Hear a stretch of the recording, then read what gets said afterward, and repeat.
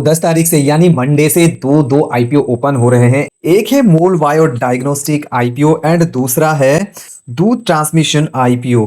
अब ये दोनों आईपीओ के जीएमपी भी अगर अभी के टाइम में देखा जाए, ये है दूध ट्रांसमिशन आईपीओ का जिसमें आपको 30% का यहाँ पे जीएमपी शो कर रहा है। 871 में लगाओगे 258 का जीएमपी शो कर रहा है। वहीं पे मोल बायो का जो आईपीओ है उसका 126 रुपीज का जीएमपी शो कर रहा है, जो कि ऑलमोस्ट 15.61% का शो कर रहा है। तो आज इन दोनों में से कौन से आईपीओ हमको अप्लाई करना है उसके ऊपर ये वीडियो है। तो यहां पे डिटेल में कंपैरिजन करेंगे। सबसे पहली बात, आईपीओ आना जाना सब कुछ सेम है। आईपीओ के बारे में थोड़ा बहुत डिटेल के साथ साथ हम दोनों कंपनी के फाइनेंस को यहां पे देखेंगे। एंड थर्डली, कंपनी का काम एक्चुअली क्या है दोनों के दोनों वो देखेंगे। एंड दोनों कंपनी के प्रोस कॉन्स को देखेंगे। एंड फाइनली हम यहां पे वर्डिक्ट देंगे कि एक्चुअल में हमें किस में जाना चाहिए। तो टिल द एंड बने रहना, छोटे से वीडियो में सारा कुछ बता दूंगा।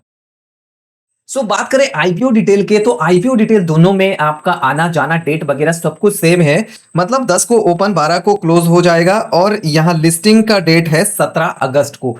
ये सारा कुछ सेम ही है। बाकी और डिटेल में आपको बता देता हूं। देखो, दूध ट्रांसमिशन का जो आईपीओ है उसका टोटल मतलब जो प्राइस बैंड है वो 829 से लेकर 871 तक का रहेगा। और इसका टोटल वैल्यूएशन जो रहेगा, मार्केट कैप जो रहेगा आफ्टर आईपीओ, वो होगा 17,816.14 करोड़ का। और आईपीओ कितना आएगा? 3,067 करोड़ का, जो कि बहुत बड़ा आईपीओ है मेरे हिसाब से। 1400 करोड़ का फ्रेश इशू और 1667 करोड़ का जो है ये है ऑफर फॉर सेल। तो मतलब ऑलमोस्ट कह सकते हो ऑफर फॉर सेल और फ्रेश इशू 50-50 आप कह सकते हो। एंड सबसे बड़ी बात, रिटेल के लिए यहाँ पे 35% का आईपीओ है। तो एचएनआई ना डाल के आप अगर रिटेल में डालोगे तो मे बी आपको एक लॉट मिल सकता है, नहीं तो एनआईआई में मिलना तो भाई बहुत ही ज्यादा हार्ड है। 15% में से स्मॉल एचएनआई के लिए 5% और बिग एचएनआई के लिए 10%, तो उनमें लगाना बहुत ज्यादा हार्ड है। वहीं पे मोल बायो डायग्नोस्टिक की मैं बात करूं, डेट वगैरह पूरा सेम है। आईपीओ डिटेल में देखोगे 768 से 807 रुपीज का प्राइस बैंड और इसका जो मार्केट वैल्यूएशन रहेगा आफ्टर आईपीओ 9,299.87 करोड़ का। आईपीओ साइज देखो, आईपीओ साइज भाई थोड़ा सा छोटा आईपीओ है ये, 940 करोड़ का आईपीओ साइज, उनमें से 200 करोड़ का फ्रेश इशू, बाकी सारे के सारे ऑफर फॉर सेल है। तो यहाँ पे ये आईपीओ थोड़ा बहुत मतलब उस आईपीओ के कंपैरिजन में थोड़ा बहुत छोटा है, थोड़ा नहीं अच्छा खासा ही, मतलब ऑलमोस्ट 3 भाग का 1 भाग यहाँ पे आप कह सकते हो। तो ये बहुत छोटा सा है आईपीओ। अब दोनों ही कंपनी के मैं आपको काम बता देता हूं कि इनका वर्क प्रोफाइल क्या है, कौन कौन सा काम करते हैं ये लोग। मोल बायो डायग्नोस्टिक जो है एक ग्लोबल पॉइंट ऑफ केयर है, मतलब ये ग्लोबली काम करता है। और इसका काम क्या है? Molecular diagnostic company engaged in research, development, manufacturing and commercialization of rapid diagnostic solution for infectious and non-communicable diseases। Basically infectious and non communicable diseases के ऊपर ये क्या करती है, देखो यहाँ पे रिसर्च वगैरह, डेवलपमेंट एंड मैन्युफैक्चरिंग, ये सारा कमर्शलाइजेशन भी करती है उसका। Molbio offers molecular testing solutions for over 30 diseases through 43 diagnostic assays. तो बेसिकली 30 मतलब डिजीजेस, मॉलिक्यूलर डिजीजेस के ऊपर जो है ये मतलब सोल्यूशन देती है। जैसे सारे के सारे नेम यहाँ पे है, टोबरक्लोसिस, कोविड-19, HIV, hepatitis B and C, HPV, ये सारे के सारे जो डिजीजेस है ना, तो इसके ऊपर ये सोल्यूशंस देती है। और यहाँ देखो तो भाई सोल्यूशन थ्रू, किसके थ्रू ये सोल्यूशन देती है? Provides radiology, digital pathology. And अगर आप देखोगे ओवर 90 कंट्रीज में जो है ये काम करती है। समटाइम्स ये स्टेट गवर्नमेंट के स्कीम के लिए काम करती है, सेंट्रल गवर्नमेंट के स्कीम के लिए काम भी करती है। तो इसका जो काम है मोल बायो डायग्नोस्टिक का, वो बहुत बेहतरीन काम है। दूध ट्रांसमिशन की मैं बात करूं तो ये वाला जो कंपनी है 1998 में इनकॉर्पोरेटेड हुआ था। और ये काम क्या करती है? India leading electrical and electronics companies engaged in design, engineer, manufacturing and supply wiring harnesses and electrical distribution system of automotive and non-automotive applications।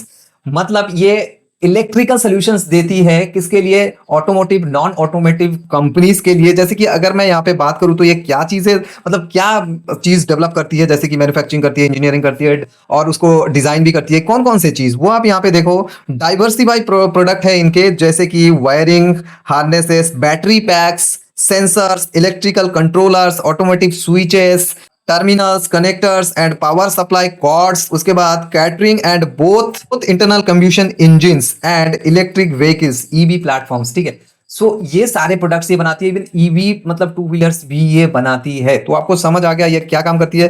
And देखो इंडिया में इसका जो ये जो फील्ड में है उस फील्ड का 41% बादशाह है ये, ठीक है। तो उस हिसाब से देखा जाए तो इसका काम भी बहुत बढ़िया है। ये इलेक्ट्रिक का है। एंड मोल बायो की बात करूं तो वो भाई रिसर्च, मोलिकुलर रिसर्च करती है, उसके ऊपर सोल्यूशंस भी देती है। दोनों का आपको कंपनी का काम समझ आ गया। अब चलते हैं दोनों कंपनी के फाइनेंस के ऊपर।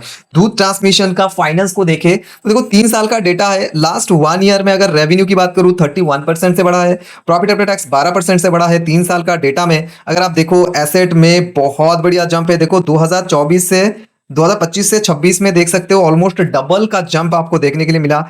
और मैं रेवेन्यू की बात करूं तो देखो यहाँ पे ऑलमोस्ट 2800 करोड़ का, 3500 करोड़ का और 4500 करोड़ का। तो एसेट के बाद रेवेन्यू की बात करूं बहुत जंप है। और देन प्रॉफिट आफ्टर टैक्स भी देखो 300 crore, 350 crore and almost 400 crore profit after tax.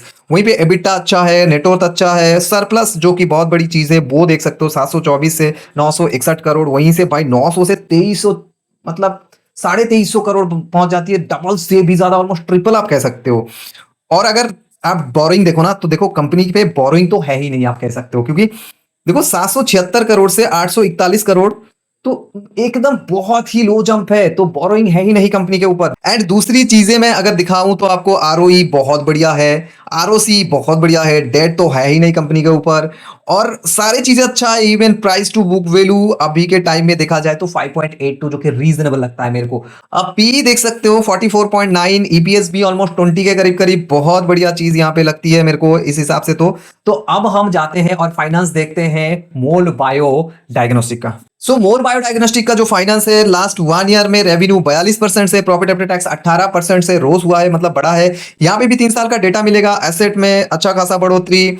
Total income जो रेवेन्यू है 840 से 1027, ऑलमोस्ट 28 करोड़, वहीं से 1455 करोड़। तो यहां पे भी आपको जंप दिखेगा। प्रॉफिट आफ्टर टैक्स 83 से 138 करोड़, वहीं से 164.14 करोड़। तो यहां भी आप कह सकते हो एकदम धांसू रॉकेट की तरह प्रॉफिट आफ्टर टैक्स बढ़ा है, एबिटा बढ़ा है, नेटवर्थ बढ़ा है, सरप्लस बहुत बढ़िया बढ़ा है। देखो 845 से 990, वहीं से 1148.84 करोड़ का। तो मेरे हिसाब से भाई सरप्लस बहुत ज्यादा है दोनों ही कंपनी के ऊपर। दोनों ही एक से बढ़कर एक कंपनी है। बोरोइंग देखो तो भाई 174 करोड़, 123 करोड़, यहां से 2024 से 25 में घट गया है डेट, वहीं से थोड़ा सा और बढ़ गया 2026 में 412 करोड़, जो कि बहुत ही कम है। और 1200 करोड़ का सरप्लस के साथ 400 करोड़ का डेट तो बिल्कुल आप छोड़ ही दो, मतलब वो है ही नहीं। आरओई ठीक ठाक है, आरओसी ठीक ठाक है, आरओडब्ल्यू ठीक ठाक है। और यहाँ पे प्राइस टू बुक वैल्यू थोड़ा सा वहां से ज्यादा है, दैट्स व्हाई इसका जो जीएमपी है थोड़ा सा यहाँ पे कम दिखता हुआ 9.55x रखा गया है इसका प्राइस टू बुक वैल्यू, जो कि मेरे हिसाब से थोड़ा बहुत ज्यादा ही लगता है। और जो चीजें अगर मैं आपको दिखाऊं तो ये देखो ईपीएस भाई इसका 14 से ज्यादा है और पी थोड़ा सा उससे भी ज्यादा है, मतलब अगर मैं दूध ट्रांसमिशन की बात करूं तो इस हिसाब से देखा जाए तो भाई दोनों के दोनों कंपनी मेरे हिसाब से अप्लाई करने जैसा कंपनी है। एंड मैं तो अभी आपको ये बता सकता हूं, देखो प्रोस कॉन्स में अगर मैं बताऊं, हम जाते हैं खाली लिस्टिंग गेन के लिए। तो अगर आपको लिस्टिंग गेन लेना है तो दोनों ही आईपीओ बहुत बढ़िया है। मैं मतलब पर्टिकुलर अपनी बात करूं तो दोनों के दोनों आईपीओ में मैं अप्लाई करने वाला हूं। चाहे मैं, अगर मेरे पास फंड नहीं है तो मैं यहाँ पे रिटेल से ही करूंगा मोस्ट प्रोबेबली, क्योंकि यहाँ पे ओवर सब्सक्राइब्ड होने वाले हैं और रिटेल से ही मिलने के चांसेस थोड़ा बहुत तो ज्यादा है, क्योंकि रिटेल में लोग अप्लाई भी कम करते हैं और उसके बाद रिटेल में परसेंटेज भी आईपीओ का ज्यादा है। तो यहाँ पे चाहे एक ही लॉट मिले, ना मिलने से तो बेहतर है, क्योंकि अगर आप 13 लॉट से अप्लाई भी करोगे तब भी अगर ओवर सब्सक्राइब हो जाए ना तो एक ही लॉट मिलता है। वैसे वो भी मुझे पता है, लेकिन अगर पैसे हैं तो डाल देने की, मतलब डाल देने की बात है, ऐसे ही डाल देता हूं, ठीक है। तो दोनों के दोनों आईपीओ में अगर एचएनआई में डालना चाहते हो तो बिग एचएनआई को ही प्रीफर करना है। हमको स्मॉल एचएनआई में टारगेट नहीं करना है, क्योंकि वो नहीं मिलने वाला है। 5% ऑलमोस्ट डबल हो जाती है बिग एचएनआई में, लेकिन उतना पैसा मेरे पास है नहीं। तो दैट्स व्हाई मैं यहाँ स्पेशली सोच रहा हूँ दोनों के दोनों आईपीओ में जाऊंगा और दोनों में ही रिटेल में ही मैं अप्लाई करने वाला हूं। तो आपको क्या लगता है, आपको क्या करना है? दोनों का मतलब यहाँ साइड बाय साइड कंपेरिजन आपके सामने है। अप्लाई करो ना करो वो आपके ऊपर है। Thank you very much. Channel को सब्सक्राइब कर लेना एंड भाई वीडियो को शेयर जरूर से करना। Thank you.